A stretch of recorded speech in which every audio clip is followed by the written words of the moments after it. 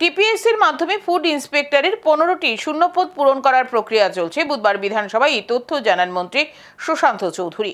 এই দিন বিধানসভার বিধায়ক গোপাল চন্দ্র রায় প্রশ্ন উত্থাপন করেন, রাজ্যে ফুড ইন্সপেক্টরের শূন্যপদ কবে নাগাদ পূরণ করা হবে বলা আশা করা যায়।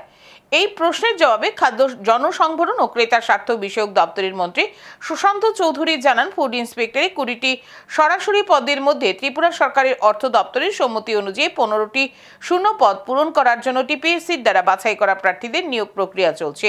অপরদিকে বর্তমানে উপযুক্ত প্রার্থী না থাকায় 8টি পদোন্নতির শূন্য পদ পূরণ করা সম্ভব হচ্ছে না।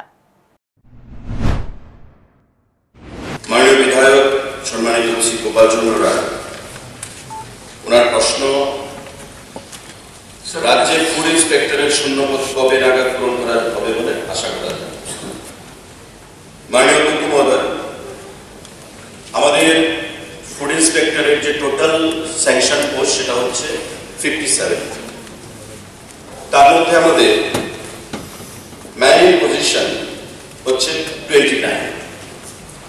ইতিমধ্যে টিপিএসসিতে 15 জন আরো সিলেকশন পেয়েছে, পরীক্ষা হয়ে গেছে, রেজাল্ট বেরিয়ে গেছে। এই 15 জনেরও আমরা খুব শীঘ্রই অ্যাপয়েন্টমেন্ট দিয়ে দেব।